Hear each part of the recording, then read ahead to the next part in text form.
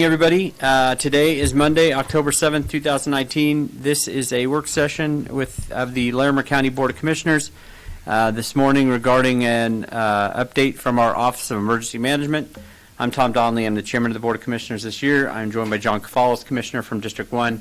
Steve Johnson, Commissioner from District 2, will be late.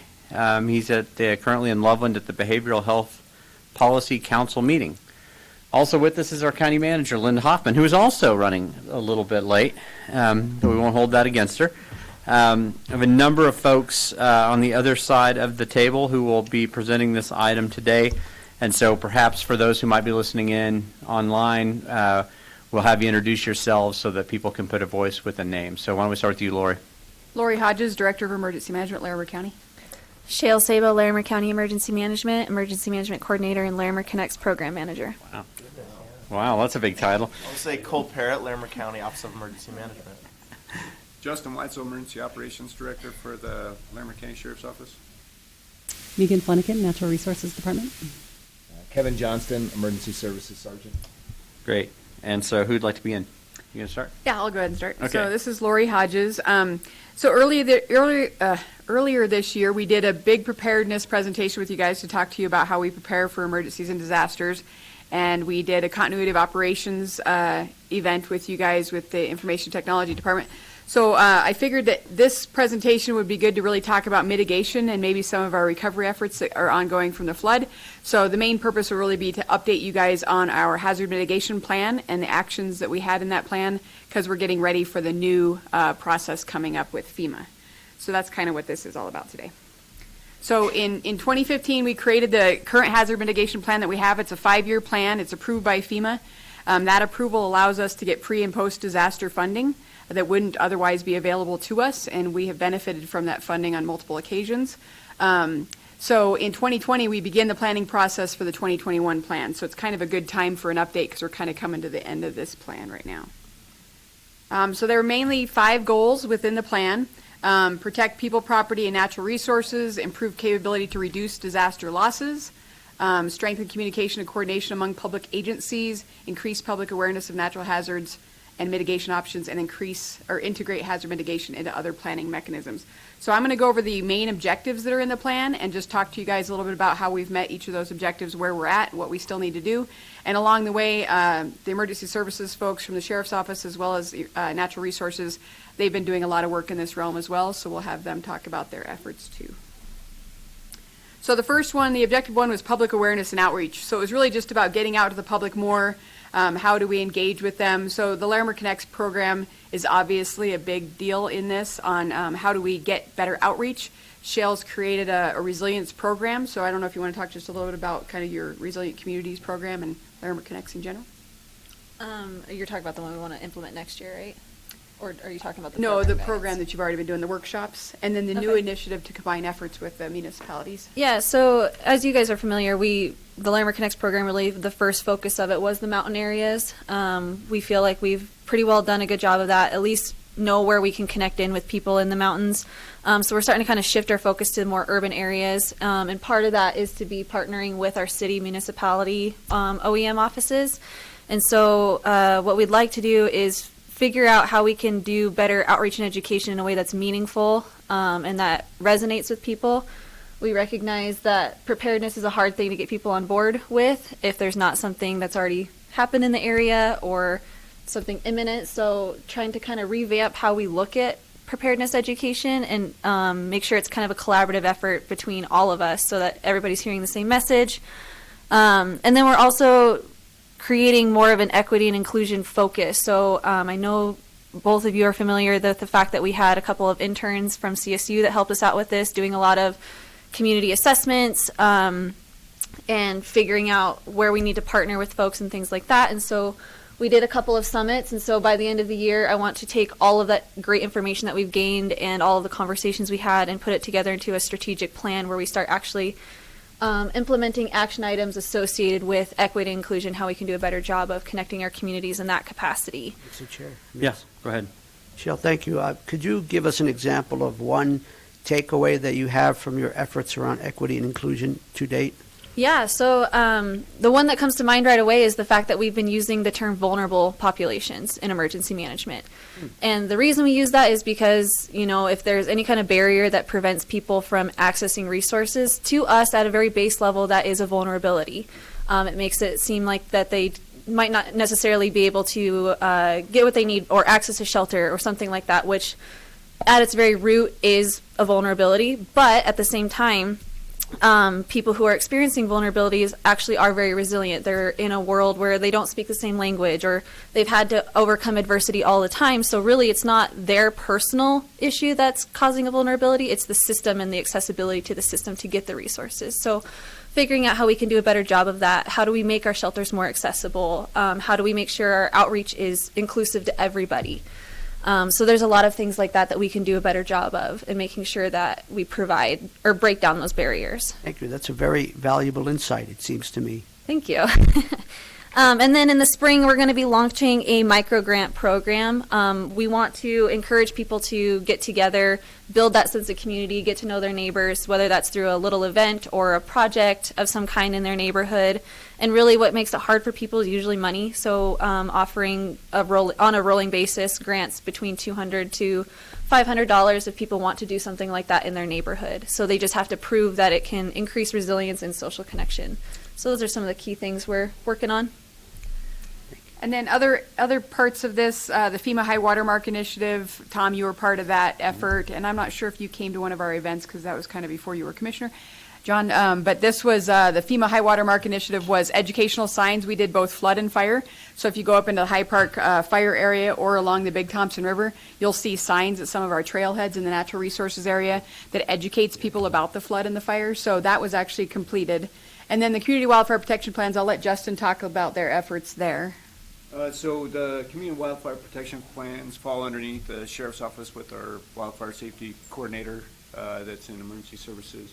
And so that plan was done back in 2005 originally, and it hasn't been really looked at or updated since then. So Derek's been working diligently with the communities around Larimer County, and we also have a county-wide community wildfire protection plan to help get access to grants and other funding mechanisms. But Derek's reworking that with the communities. Loveland's a big proponent trying to get their Loveland municipality and the fire department's trying to get their community wildfire protection plan up to speed and trying to make sure that they align and have the same goals and objectives rather than separate. So we've been working on that pretty hard for the last few months, and we'll hopefully get that completed here before too long.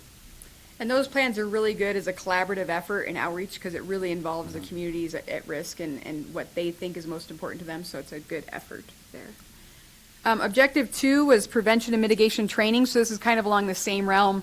You know, public health has been doing a lot of new work over this last year with regard to public education regarding public health. They've had some big surveillance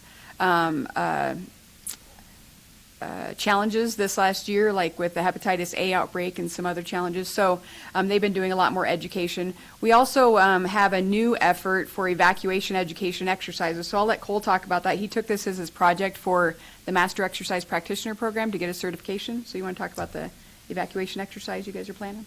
Sure. Yeah, we're working with Shale up in the Red Feather area with the North 40 Mountain Alliance to do a community evacuation exercise. Oh, good. The actual community evacuation exercise isn't going to be until spring of 2020, but we're doing actually a small tabletop with the fire departments and North 40, the community organization there, to do a small tabletop exercise on evacuation and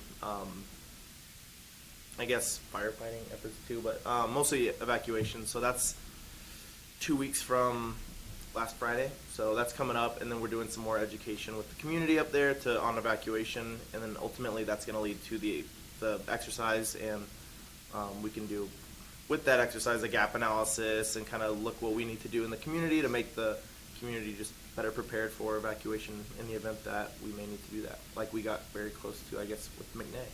So our idea really is to once a year pick a small community, a subdivision, or 30 or 40 homes in a certain area, and send them an emergency alert and see if they evacuate, and then they go to one area where we can educate them more, find out how long did it take them, did they have any special needs, like they had animals, or maybe they have a family member who have mobility consideration. So it's just a really good way. I don't think that there's any better way to do evacuation exercises than to have the people actually pack up their car and leave and go somewhere and see how long it takes them. Yeah. Douglas County's been doing this for quite some time, and it's been really successful. So that's kind of where we're headed with this, is we're trying to do that. John? So does this evacuation, education, and various exercises, will it help address, for example, what happened with the McNay fire, which, everyone did an outstanding job, but where there were some folks up at Glacier View Meadows that the landlines went down and they never got notified? How does such exercises as these help us address that or prevent that from happening in the future? It'll help us address whether people get a 911 call, but we can't simulate the issue that we had at McNay, which was the exact location of that fire was just the worst for utilities, and it just took out kind of the landline. So I don't know how we can exercise that, but we can educate about it. Like, what are the other ways that you get information if you do lose services? So I don't know if, Justin, you had some other stuff. Go ahead, Cheryl. Well, that was kind of the original intent of the hub systems, was in case power goes out. So if somebody in the community doesn't get a notification, but whoever's tied in with us, for example, that's how we were alerted right away to the power being out, was because the hub team actually called me and said, hey, we're not getting access. So that was able to get us to have the ball rolling. But that way somebody in the neighborhood can let their neighbors know what's going on, and that it's that community helping community piece. So as long as they're connected into us, somehow we can address that. Yeah. Well, during High Park, you guys routinely go, like you went door to door. Yeah. I mean, massive amounts of. Same with McNay, the deputies went in that area. Calling isn't, Voluntary. you would never just call anyway. You would always go. Yeah, Yeah. our policy Oh, for yeah. the sheriff's office is to go door to door anytime we do evacuations Oh, yeah. in conjunction with the phone call because of those reasons. And then the exercise, now that we have the information that we did lose power and the landlines were down, we can pass that on during the training exercise. But in addition to that, we had an after-action review of the McNay fire, where pretty much everybody in the county that was involved in that met together to discuss what worked and what didn't work. And after every significant fire or incident, we do the same thing. We have an after-action review, and that came up, and we're working with Lita to try and figure out ways to solve the CenturyLink debacle, I guess I would call it, for lack of a better term, but identify those issues and other things that we can do better for the next time. Absolutely, Justin. And to the credit of Poudre Valley REA, as I understand it, that the utilities, the power going down for perhaps 12 hours or so, they were able to tap into that other substation on Manhattan Road, and as a result, the power failure was much more limited, and I think they deserve credit for getting that all figured out. No, and that's very true. The Poudre Valley REA worked very well with the fire, and we coordinated trying to figure out ways we could help them. At the same time, they were trying to figure out ways to get power back to the community, and so it was a good collaboration between the fire and Poudre Valley REA, and they do deserve credit for the hard work that they did to try and figure out a solution to definitely a difficult problem. So Yeah, they had crews tied in with command every day just in. yeah, they were waiting camped for- out basically. Camped in out our waiting. parking lot, working with us. So it was we haven't always had that in the past, and it was nice to have that collaboration. It's interesting. Working on the fire for this instance, and it obviously affected a lot of people. Another thing too with the McNay fire was it gave us a really good opportunity to, I moved ahead. It gave us a really good opportunity to utilize the Amateur Radio Emergency Services, which is a volunteer group that are amateur radio operators. And so throughout the whole county, we've been trying to identify who those radio operators are. And because we had them identified in the McNay fire area, they were able to tie in directly with Incident Command when we didn't have good communications where they were. And they were able to feed information to the Emergency Operations Center. So that worked out well, too. But that's another thing we can educate the public about. If they're interested in becoming amateur radio operators, then that would be great. Great.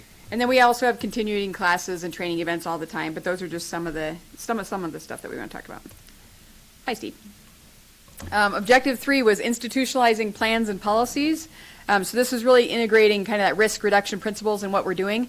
So you guys are well aware of the Mountain Resilience Plan and then the comprehensive planning effort. Both of those efforts have a lot of resilience work in them, kind of baked in. We also worked with the building department on making code changes with you guys that have already been passed to ensure that we're mitigating appropriately for the hazards that we face here in Larimer County. We do have really good mitigation codes in our building and fire and land use codes. The Transportation Master Plan was another identified goal within this mitigation plan, and that Transportation Master Plan is also finalized. And then the resilience program in general, Shale and I have completed the resilience program document, and we've now been asked to speak in Puerto Rico on that.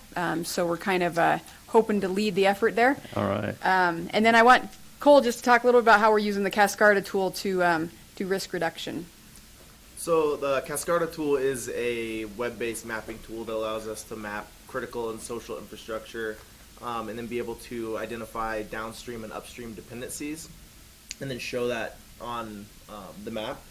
So what we're doing is identifying critical and social infrastructure and what the importance is to the community, and being able to show that. So I guess one of the cool things is in like a fire or something, we can draw a hazard over that map and see what infrastructure is within either the hazard itself or a buffer, and be able to see who's impacted both upstream and downstream, so we know who to get a hold of. And also that's in an event. In planning, we can look at a small community like Red Feather and be able to identify what infrastructure is up there, and then what vulnerabilities they have, and be able to do some mitigation and ultimately hopefully increase resilience. So, You want to talk about the kayak efforts and the Department of Homeland Security? yeah, so we have a bunch of not just Department of Homeland Security for the state, as well as some other folks with who's CISA? Is that DHS? Is that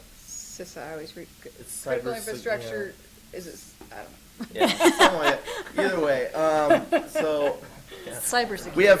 I'll just say we have state and federal partners. That sounds better. But state and federal partners who have identified Cascarda as a great opportunity to bring into the communities that they're working with. One of those communities is actually Albany County in Wyoming, who they're thinking about using this tool with there, because the tool can be replicated in other areas, so they can kind of identify critical and social infrastructure and be able to increase resilience in those areas using this tool as well. So. So that's good news. All right. Any questions so far? Okay. Objective 4, collaboration and agreements. This is just how do we continue to collaborate with others? As Shale already mentioned, we're starting to collaborate with regard to preparedness efforts. We also have an emergency management intergovernmental agreement with all the fire districts, the municipalities, and some of our other special districts within the county for resource management and information management during emergencies. The rainfall and stream gauge monitoring systems, you guys already approved that, so that's kind of in its final stage right now. They have the contractor on board for the Little Thompson area. The Big Thompson, I think, is done. So Little Thompson and Cache La Poudre are the final areas where they're going to put in the rain and stream gauges.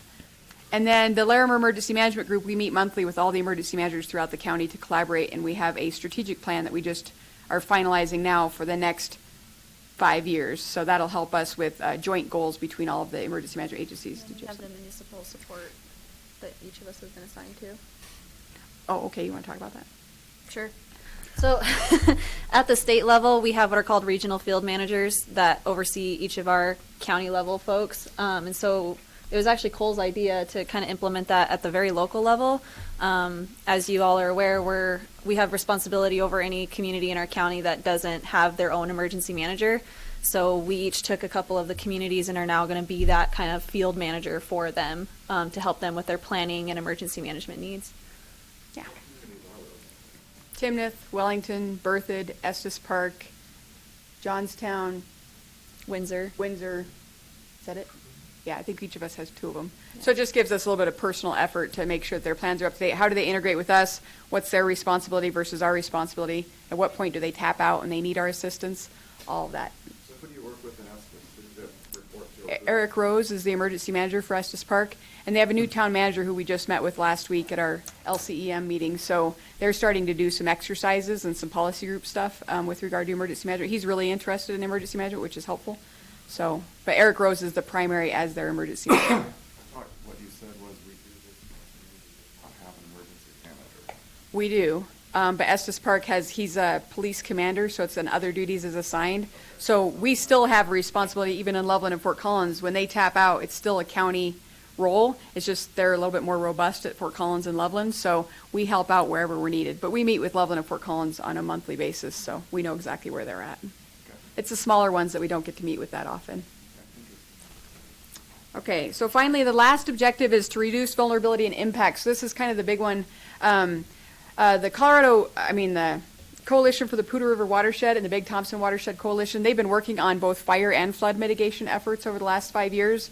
And then the Flood Recovery Project, I did want to talk a little bit about where we're at with recovery right now for mitigation implementation. You know, we have the 3 big projects left, the Big Thompson Bridges, County Road 47 in Big Elk Meadows, and then County Road 44H, which is the Buckhorn. Those 3 projects, right now, we're finally getting some movement through FEMA on all 3 of those projects. The Big Thompson Bridges, we have a draft obligation. This is the one that you guys approved, $10 million without having an obligation, so this one was the one that we were most at risk for. But it looks like the draft obligation looks favorable for what we needed for that project with some mitigation efforts as well. So until we get the final obligation, I won't say all the details about it because we're still waiting on that. But we are optimistic that we're going to be able to get the reimbursement for those bridges like we had hoped. Big Elk Meadows, we did get a favorable answer to our appeal on Big Elk Meadows. They didn't think we owned the road, so we had to send in an appeal about that. So we did win that appeal, and then we're working with FEMA right now on the design, and we think we're going to be able to move forward on that project without worrying about the codes and standards consideration that we've been working on. And then 44H, we also came to an understanding with FEMA, and we're further along. We're doing the final environmentals right now on 44H, and then we should get that obligation as well. So all 3 of those projects seem to be moving pretty good. And we also won our appeal on the pedestrian bridge within the Big Thompson Canyon, so that was good news as well. So otherwise, we have a legislative effort that's coming up for 2020, which I think that you guys know a little bit about, which is just clarifying the language in current legislation to ensure that we have a little bit more time to close out our projects through FEMA. Well, it's actually more than clarifying, it's extending the deadline, isn't it? Well, actually, if we do a clarification to say that it includes the disaster declaration extensions, then it would give us that extra timeline. So it could be a clarification or it could be a timeline extension, depending on how we write it. Matching our ability to use general fund for roads coincident with a emergency deadline extension. Correct. I think that's a good way to explain it. Yeah. To the legislature. It's better than just saying, can we have more time? Yeah, because then it's an arbitrary amount of time that we're giving, Yeah. where instead we could say, could we have that 8 years be from the time of the last disaster extension? Because then it would automatically extend our time. So we're working with Hugh McKean. He's offered to sponsor that bill. We're working with him on the draft language right now. Okay. Okay. And then the FEMA floodplain mapping, I know that we're going through that right now. I don't know exactly where we're at with that, but I know that the floodplain people are working on the floodplain mapping. And we already did the bridge upgrades as part of the last strategic plan. So they looked at all of the bridges in the county to see any structurally deficient bridges, and they had a plan to improve those. And then the risk assessment program, I don't know, Cole, if you wanted to talk anything about that, or just that it's ongoing. Yeah, well, we've spent this year to get we have a risk assessment, what's called the Larimer Risk Assessment Team here, the LRAT. I think it's cool.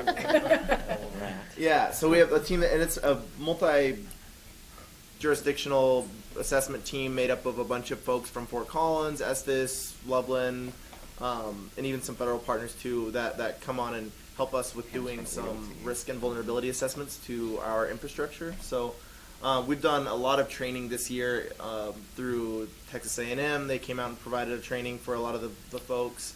And then we did a training through Fort Collins Police had hosted crime prevention through environmental design. So we sent a lot of people there and are continuing efforts. And that's honestly an effort that's very, I'm married with Jay at this point, our security manager. So he does all the security assessments for the county buildings, while the team focuses more on either private partners or Fort Collins or Loveland municipality. So we have one coming up with Loveland and actually this month with Public Works, with Loveland Public Works. So. Yeah. And then the last thing is I want to pass this over to the emergency services folks and natural resources to talk about specific mitigation projects that they've been working on. So maybe I'll start with Justin and then we can pass it off to Megan. Sure. So what Cole said, mentioned had me thinking of something. Do we assist private businesses with risk training, like when we do the active shooter training and all that? I know Jay does that in our buildings and all of our buildings. Do we offer that to private businesses, or are there companies out there that do that for them? Is that Um, of The interest? Small Business Development Center has a lot of different programs that they do for businesses, small businesses. We haven't typically done active shooter or any kind of security type stuff for the private sector. We do the risk assessment stuff because it affects what we're able to do. Like if something happens at a big facility that has hazardous materials, it's good for us to have a risk assessment on that facility. That's kind of, I think, that the limit to what we're able to do. And they may identify through that process that a vulnerability would be training on, active shooter or something. But that would be kind of the extent of what our role in that is helping identify those, and then they would kind of go out and do that themselves through the tools or resources that Lori mentioned. But we wouldn't necessarily provide those trainings. How many large companies do that? I don't know. I think they're a target for a lot of. Oh, they're people that- definitely, yeah, definitely. So don't Interesting. like municipal fire departments go and like plan what they'll do if any large, don't they go to like every large building in the city and figure out how they would fight a fire there or whatever? Yes. This is kind of similar type of thing where you'd look at maybe how Security you might stuff. interact if it was a company that had chemical stockpiles or something like that. Is that what we're really talking about here? Well, through the local emergency planning committee, the county does have some responsibilities for hazardous materials type facilities, but other types of stuff like the active threat stuff, not so much. We don't really have the staff or the resources to be able to do that type of training. But there's definitely companies that come and do it, but it would be up to the business to put that on, I know some of the bigger ones like Platte River Power Authority, they do training annually on active shooter or active violence, and some of the other large companies. I think Otterbox Oh, I'm sure. it does some of that, and I met with them several years ago to talk about incident command structure, just so they understood if we did have an incident, how they would fit in and things like that, so. Yeah, I think it's important to be aware of that, Yeah. help where we can, have resources too, because that affects our community too, just as. Well, one thing I didn't put on here is we are doing a big supply chain management project, which is looking at like the big box stores, big distribution sites, kind of those larger businesses where if they go down, it really affects our community. In that project, there could be a tie into, like major fuel distribution, major grocery distribution or food distribution, making sure that we provide them the support that they need to keep running, whether it's the transportation infrastructure or whether it's through some training for their staff. So that we're in the beginning stages of the supply chain plan right now, but that could lead to some of the bigger, businesses that we would be working with. I mean, malls seem to be a target Mm-hmm. right now I don't know if they do any planning, structurally and incident type. Well, in Fort Collins and Loveland, emergency management might do more of that, since most of those places are going to be within the city limits, yeah. I'm just not sure. Right, Justin? So, talking about the mitigation work that emergency services in collaboration with the Natural Resources Department has been doing, obviously the program of mitigation is twofold. One, we're trying to keep our firefighters available for fires, since we have a paid-by-call program. If we have the mitigation program, they're available during the day, working hours, to go and fight fire as well as do the mitigation. So they're doing that, but in addition, we're doing mitigation around the county, trying to, if we do have a wildfire, trying to contain it or have some defensible space that we've created to try and mitigate or reduce the chance of that fire becoming catastrophic. So we've got a great partnership with Department of Natural Resources. I think we started back in the early 90s doing a lot of work up at Horseshoe Mountain Park, and I've worked at several parks, so I'll let Megan talk about that in more detail. But the whole idea behind it is to try and do mitigation on county spaces, so if we do get a lightning strike or a fire starting in one of our natural areas, that we can hopefully keep it in the park and not get on private land. So if we've had these areas where we've done prescribed burning, and we've done mechanical thinning with chainsaws, and we've done chipping, a little bit of everything, trying to see what works best. But doing these efforts in county open spaces, hopefully we'll contain it to county property and not get it out into private land. And again, like I said, that makes our resources available when they're out there Monday through Friday, available for fires as well if we need them, so they're readily available, ready to go. And then we've also done some work up on like Glacier View subdivision area. We've done work in Pinewood, Springs, some of the communities we've done up in Estes Park, Cliff, what is that? Windcliff Estates. So we've done a lot of work in some of the subdivisions, trying to help them out as well. trying to do some mitigation work to minimize, not around the homes, but in the green open spaces so that we're not competing with the private sector. And then we've also done, after the fire, we did a lot of reseeding up in the Poudre River drainage, the folks were carrying 80-pound bags of seed, delivering them because the helicopter wasn't able to deliver them, so the folks carrying the bags weren't real happy with that. They got some good pictures, and got a good opportunity to not cut trees for a little while, so that helped tremendously. And then we did some work after the floods, doing river restoration. We did a lot of work up in Lions Park.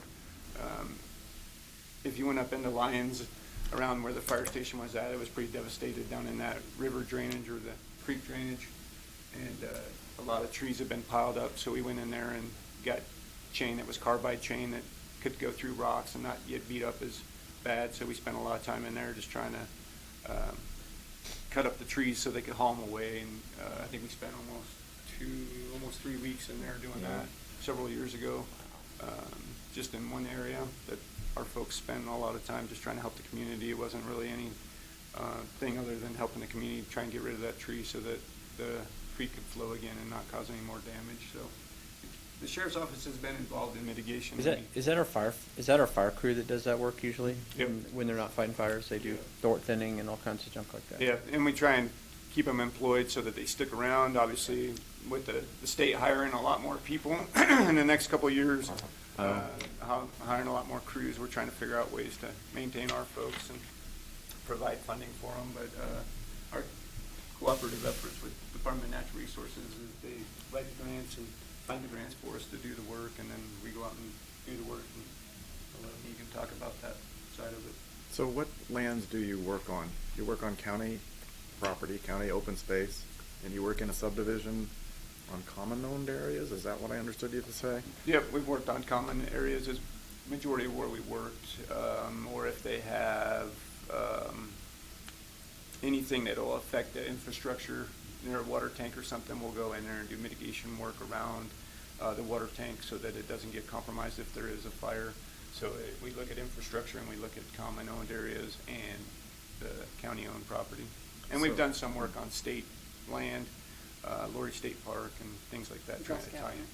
Girl Scout Ranch. Yeah, Girl Scout Ranch, we've done a lot of work up at the Girl Scout Ranch. So nonprofits, we've done a lot of work with too, because we've done work on the Boy Scout Ranch as well. So really just trying to focus our efforts. And then we try and tie in with the U.S. Forest Service and the Colorado State Forest Service to try and figure out where we can get the most leverage from all of our projects, so we're tying them all in together and not just trying to do little pockets of it. So it seems to me that maybe the U.S. Forest Service has so much land, there's probably not a lot of mitigation on their large amounts of property.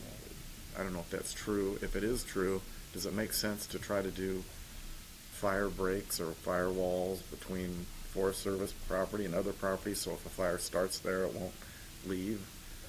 Contain it into the forest? Is that possible? So the Forest Service has done quite a bit of work, mitigation. It doesn't always seem to be near communities though, so they do a lot.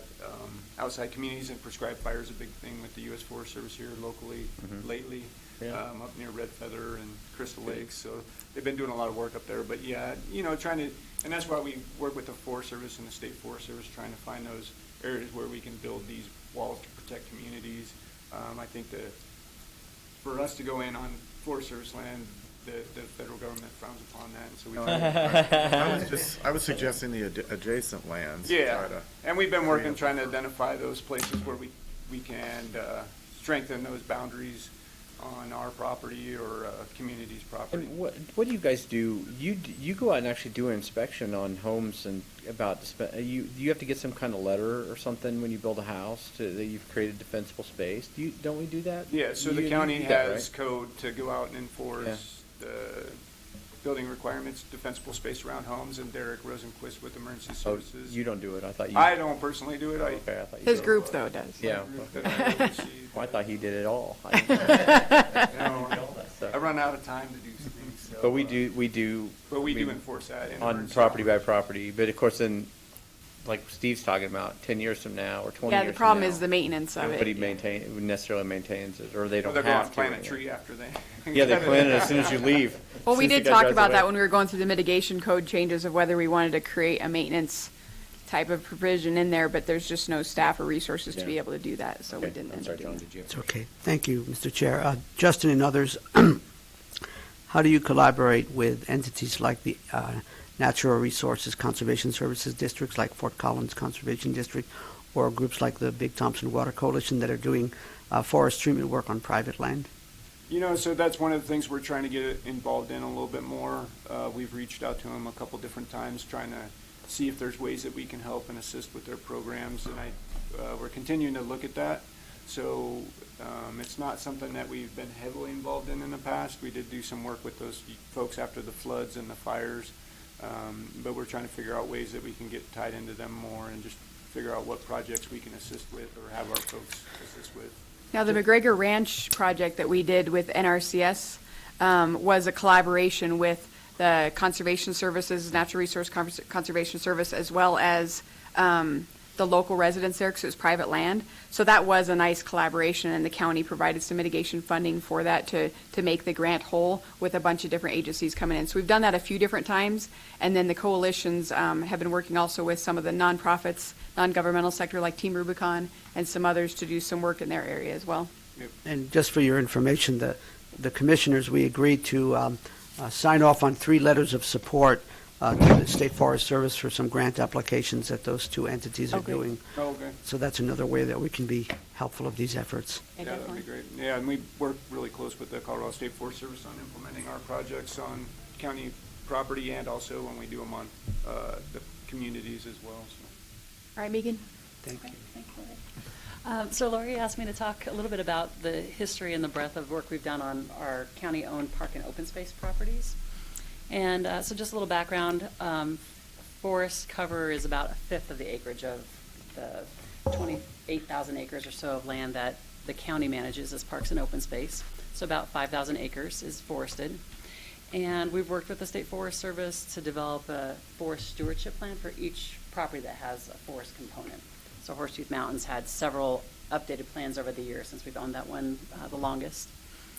Our objectives, which really tie into some of the goals Lori talked about, but are more focused specific to how we want to manage the forest on these properties, are really to reduce any wildfire severity, whether it happens on our property or it happens on the adjacent private property as a start point and comes onto the open space, so that we can really protect the natural, cultural, and recreational resources that we're aiming to manage. We look to improve and maintain forest health. Dwarf mistletoe, mountain pine beetle are probably our 2 biggest forest pests that we manage around. To improve wildlife habitat. So on that first slide, you saw that was Hermit Park, and that really epitomizes the look of a forest we're trying to get to. So it's like big open meadows and clumped areas. So we call it this groupy, clumpy look, where it's not uniform, but there's a heterogeneity throughout the forest. And then, of course, we protect a number of rare plant and animal species that are on our property. So that really affects the techniques we use. So since the 90s, when we started doing forestry work at Horsetooth, and now throughout all of our open spaces and our parks that we manage for the Bureau of Reclamation, we've treated just about 2,400 acres, representing about $3 million in forestry work performed. 50% of that has come from the State Forest Service. So probably the grants you're signing for the coalitions, we have been really successful getting those grants. And a lot of it is because we've always implemented them. We never had to turn back money or not met a prescription that we've committed to doing. The in-kind match for those grants, so it's generally 50-50, sometimes 60-40 match, depending on the grant. But the in-kind has come either from the county emergency services crews. We can count their vehicles, if they have a volunteer work with them, or we found volunteers from the community to stack, slash, or lop and scatter the material, depending on what the prescription is. We've done different things where we've hosted firewood giveaway at Horsetooth Mountain, and we can count the time that people come with their truck and pull that firewood out as in-kind work. And then we've also used cash. She's the number one volunteer right here. Didn't do it last year. I'm gonna freeze this winter. It's gonna freeze. Yeah, it was cold. Pretty cold this morning. It'll be really cold on Thursday. And then we've used cash from our open space sales tax, and then we've had some great partners. Northern Water has been a huge partner at specifically Horsetooth and Chimney Hollow open spaces for water supply and infrastructure protection. The Bureau of Reclamation, on occasion, has had some cash to help match work done around the reservoirs. And then a little bit about our river restoration work. Our main properties where we include portions of rivers are River Bluffs open space, about a 3/4 mile of the Poudre River. Lions open space up near LaPorte has about a 1/4 mile of river. And then Forks, Narrows Park, Glade Park, and the Cedar Cove area where there's a large number of county parcels. In combination have about 3/4 mile of river corridor. And our goals there have been some of the work done pre-floods and then a lot of it post-floods, and that's really because we've had a lot of funding partners post-flood. But we've looked to improve the riparian and aquatic habitat, whether it's in-channel, trying to create a better fish habitat, aquatic insect component, or along the banks. Wetland creation, trying to reconnect. If you've seen the work at River Bluffs open space, you can see right away how we reconnected the river itself to its floodplain, so for habitat, but also resiliency. Trying to promote bank stabilization. So Lions Park, that was a key thing there because the river really doesn't want to go where we're making it go, and it needs to because there's a county road and a bridge and houses. So, and then really enhancing some aesthetics and protecting infrastructure. Megan? Yeah. Regarding the Lions Park Yeah. area bank, the riverbank stabilization, I mean, it's great work that's been done there. I guess the county did the work on one side. The other side is private property, I believe. Portions are. How do you work with the property owner to either support their efforts to stabilize the banks on the other side? Yeah, in that specific And I know who example, that is. the main parts that you see from Lions Park, so if you look across the river to the west, is all county land, and we did work on both sides. Oh, is that right? As you Yeah. get down closer to the bridge, it's another area where it really just had to be protected for the bank itself and that house. So there wasn't a huge partnership there because it really just needed to be a strong riprap type component, and that person went ahead and did that prior to our work. So, but we do try to partner. Okay. Maybe a better example will be some of the photos I'll show you up in the Big Thompson Canyon. One, before you go forward, that is a really big concern though for us for the flooding that we had during 2013 and future flooding is the river systems are a patchwork of ownership between federal, state, and local ownership as well as private. And for each private owner, they own until like the middle of the river system. So in order for us to get any work done for the flood recovery, it was really difficult to you had to get permission from every single owner along the way. If one person said no, then we wouldn't be able to do the project. So it's a huge collaboration that we have to work on there. So just as an overview, all post-flood river restoration projects that we identified are completed on park and open space properties. The average cost was about $1.5 to $2 million per river mile. In total, on that previous slide, it's a little over 2 miles of river is what we've worked with partners to restore. We've been really lucky with grant and partnership funding. That's been about 88% of the cost of all those projects, including River Bluffs, Lions Park, and the Big Thompson Canyon parks. We've gotten competitive grants that our department wrote to DOLA, Colorado Parks and Wildlife, and Great Outdoors Colorado. That was mainly at River Bluffs. But up in the canyon, we had amazing partnerships with the Big Thompson Watershed Coalition. They led most of the work at Narrows Park. CDOT led most of the work at Narrows Park, and that work's been completed. And that was with NRCS and Colorado Water Conservation Board funding. And then our department to all those projects at this point is matched about 12%. Might be a little less once we see what River Bluffs comes back at.